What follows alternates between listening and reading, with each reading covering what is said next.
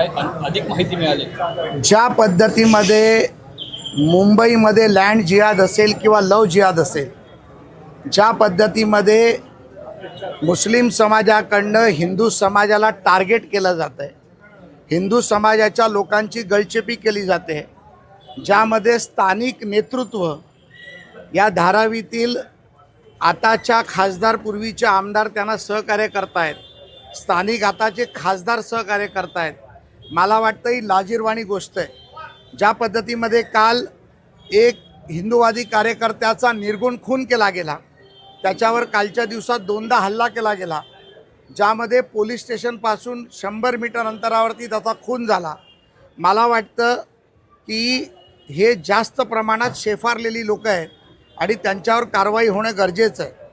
काल आम्ही कारवाईची मागणी केल्यानंतर 2 लँड जिहादची प्रकरणं समूळ नष्ट केली गेली। आज आम्ही जवळजवळ 10 ठिकाणची लिस्ट दिली गेली।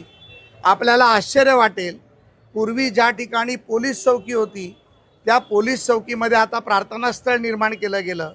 हायकोर्टाची ऑर्डर असताना देखील तेव्हाचे 2019 ते 22चे तत्कालीन मुख्यमंत्र्यांनी ती तोडायला परवानगी दिली नाही।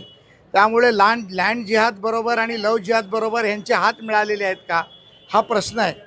आज आमचा जो कार्यकर्ता, हिंदुत्ववादी कार्यकर्ता, ज्याची अंतिम यात्रा निघाली, त्या अंतिम यात्रेमध्ये देखील काही नोटोरियस धारावीच्या बाहेरच्या लोकांनी प्रवेश केला, दगडफेक करून दंगल घडवण्याचा प्रयत्न केला, परंतु हिंदुत्ववादी कार्यकर्त्यांनी समंजस्याची भूमिका घेतल्यामुळे आज या धारावीमधली दंगल टळली।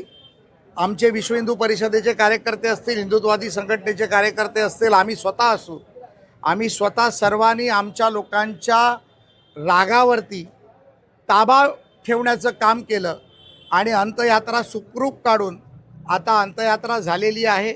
संपूर्ण लोक गेलेली आहेत, पण माझी पोलिसांकडे आता देखील मागणी आहे, कालच्या खून प्रकरणातली अजून 7 ते 8 लोक अटक होणं बाकी आहे, त्यांना तात्काळ अटक झाली पाहिजे। दंगल सदृश्य परिस्थिती निर्माण करायसाठी काल 25 लोकांची नावं दिली होती, त्यांना अटक झाली पाहिजे। या धारावीमध्ये जवळजवळ 10 ते 12 ठिकाणी आज महापालिकेने त्याच्या नोटीस देखील बजावल्या आहेत। त्या सर्वच्या सर्व, मग ते मदरसे असतील, प्रार्थनास्थळं असतील, ती जमीनदोस्त केली पाहिजे, ही आमची मागणी आहे। महापालिकेने आणि पोलिसांनी जरी कारवाई केली नाही तर त्यासाठी जी काही परिस्थिती निर्माण होईल त्या परिस्थितीचे जिम्मेदार महापालिकेचे अधिकारी, ज्यांनी या अनधिकृत बांधकामांना परवानगी दिली ते अधिकारी, मग ते महापालिकेचे असतील किंवा पोलिसांचे असतील, हे जिम्मेदार राहतील। तर एक प्रश्न होता, जे अनधिकृत बांधकाम होत आहेत त्यावरती महापालिका अधिकाऱ्यांचं लक्ष नाही का?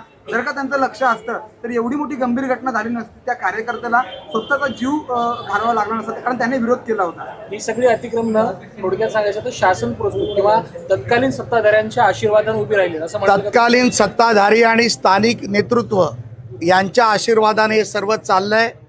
महापालिकेचे अधिकारी जर एखादी कारवाई करायला आले तर नेटफ्लिक्सवर चालू असलेला मिर्झापूर चित्रपट हा धारावीमध्ये पाहायला मिळतो। मग मॉब लॉन्चिंग करायची, एकत्र मॉबनी यायचं, जसं आज एका हिंदू मुलाच्या हत्येनंतर प्रेतयात्रेवरती हल्ला करायचा प्रयत्न केला गेला, परंतु ईट का जवाब हम पत्थर से देंगे हे मी कालच सांगितलं होतं आणि त्या माध्यमातून आमचे कार्यकर्ते देखील हजारोच्या संख्येने इथे उपस्थित होते। मला कुठलाही कायदा सुव्यवस्थेचा प्रश्न निर्माण करायचा नाही, राज्य सरकार हे आमचं आहे, त्यामुळे कुठलाही अनुचित प्रकार घडायला देणार नाही, परंतु जर अशा प्रकारची मजुरी जर हे लोक करणार असतील तर त्याचं उत्तर त्यांच्या भाषेत दिलं जाईल। तर या घटनेवरती वर्षा गायकवाड यांनी प्रतिक्रिया दिलेली आहे की काही लोक अशांतता निर्माण करण्याचा प्रयत्न करतायत, त्यांचा हा डाव यशस्वी होऊ देऊ नका असं एक आवाहन करतात। कसं पाहता या वक्तव्यात? मला वाटतंय की लोकसभेच्या निवडणुकीमध्ये ज्या पद्धतीमध्ये मस्जिदीमधनं फतवे काढले गेले, स्वतःची वोट बँक वाढवण्यासाठीचा हा प्रामाणिक प्रयत्न सातत्याने 2 ते 3 वर्ष सत्ता असताना त्यांनी केला, त्यामुळे आता त्यांना संरक्षण देणं हे त्यांचं काम आहे आणि जेवढ्या ताकदीने ते त्यांना संरक्षण देतील त्यापेक्षा अधिक ताकदीने आम्ही हिंदू समाजाला संरक्षण देऊ, हे अतिशय जाणीवपूर्वक आणि अतिशय सन्मानपूर्वक मी आपल्यासमोर सांगू इच्छितो. असं म्हणताय की 25 लोकांबद्दल आणि पोलिसांना कल्पना दिली होती की यांच्यावर कारवाई होईल, मात्र कारवाई झाली नाही. त्यानंतर आजचा हा जो काही अनुचित प्रकारे तो घडलाय. नाही, पोलिसांनी कारवाई पोलीस कुठेही कचराई करत नाहीत. सन्माननीय झोनच्या DCP तेजस्वी सातपुते ताई, ॲडिशनल CP अनिल पारसकरजी, स्पेशल CP देवेन भारतीजी, जॉईंट CP, संपूर्ण पोलीस यंत्रणा इथे लागली आहे. आज जवळजवळ 2500 पोलिसांचा ताफा इथे होता. स्वतः गृहमंत्री, उपमुख्यमंत्री परिस्थितीवर लक्ष नियंत्रण ठेवून आहेत. परंतु हे जे आरोपी आहेत हे छटे बदमाश आहेत, नॉन क्रिमिनल ज्यांना आपण म्हणतो.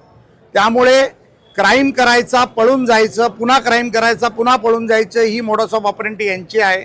यापुढेही सहन केली जाणार नाही. पोलिसांचं स्पेशल पथक इथे तैनात केलं जाईल. CRPFची तुकडी देखील पुढच्या काही दिवसासाठी इथे लावली जाईल, अशी मागणी मी माननीय उपमुख्यमंत्र्यांना करणार आहे.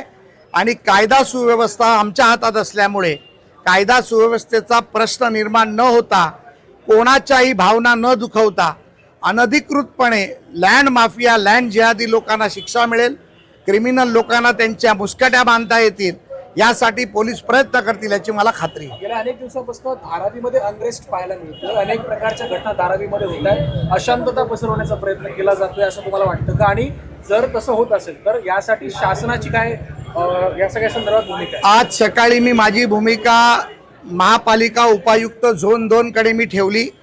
ज्या पद्धतीमध्ये अनधिकृत फेरीवाले पानवाल्यांच्या माध्यमातून होणारी ड्रग्सची विक्री, त्यामधून होणारे ड्रग्स डीलर आणि ड्रग्स पिणारी लोक यांचं जे नेक्सस या धारावीमध्ये तयार झालं आहे हे तोडणं गरजेचं आहे. मला वाटतं की पोलीस त्यामध्ये यशस्वी होतील.